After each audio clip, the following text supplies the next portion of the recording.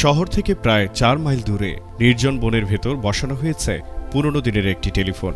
সে টেলিফোনের আবার কোনো সংযোগই নেই, অথচ দূর দূরান্ত থেকে মানুষ আসছেন এই ফোনের কাছে প্রয়াত প্রিয় মানুষদের সঙ্গে কথা বলতে। এই ঘটনাটি ঘটেছে যুক্তরাষ্ট্রের ওয়াশিংটনের অলিম্পিয়ায়।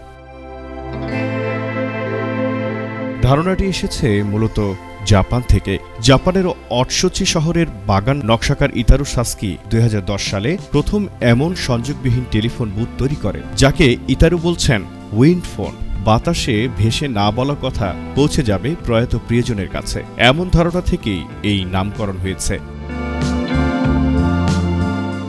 ২০১১ সালের ভূমিকম্প ও সুনামিতে জাপানের তোহোকু শহরে প্রাণ হারায় প্রায় ১৫,০০০ মানুষ। তখন থেকেই জনপ্রিয়তা পায় উইন্ড ফোন। হাজারো মানুষ প্রতিদিন উইন্ড ফোনের কাছে ভিড় করতে থাকে। এই ধারণা থেকে পরে একাধিক উপন্যাস ও চলচ্চিত্র তৈরি হয়েছে। ২০২০ সালে অলিম্পিয়ার স্কোয়াস্কিন পার্কে উইন্ড ফোনটি বসিয়েছিলেন কোরে ডেমবেক।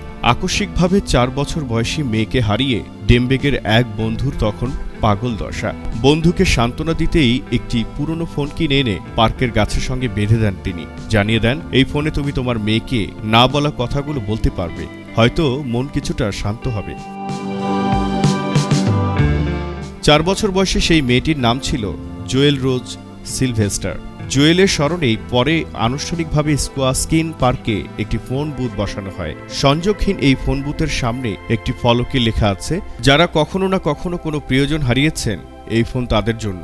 এর মাধ্যমে আপনার হারানো বন্ধু বা স্বজনকে না বলা বার্তাটি পৌঁছে দিতে পারেন, বলতে পারেন বিদায়, যা হয়তো কখনো বলার সুযোগ পাননি। জুয়েলের মা এরিন সিলভেস্টার বলেন, ফোনের ওপাশ থেকে তো আর মেয়ের কণ্ঠস্বর শোনা যায় না, তাই একা একা কথা বলতে গেলে আমার বুক ভেঙে যায়। তবু যখন কোনোভাবেই নিজেকে সান্ত্বনা দিতে পারি না, তখন এই ফোন বুথে আসি। জুয়েলের ভাই জেডেন জোনাহ, বোন জয়ও আসে মায়ের সঙ্গে। জুয়েলকে তারা কতখানি ভালোবাসেন, কতটা মিস করেন, সেসব কথাই বলেন রিসিভার কানে ঠেকিয়ে। শুধু জোয়েলের পরিবার নয়, দূর দূরান্ত থেকে আরও বহু মানুষ ভিড় করছেন এই ফোনের কাছে। এমনকি ডেমবেকের কাছে থেকে অনুপ্রাণিত হয়ে যুক্তরাষ্ট্রের বিভিন্ন স্থানে অনেকেই এমন ফোন বুথ স্থাপন করেছেন।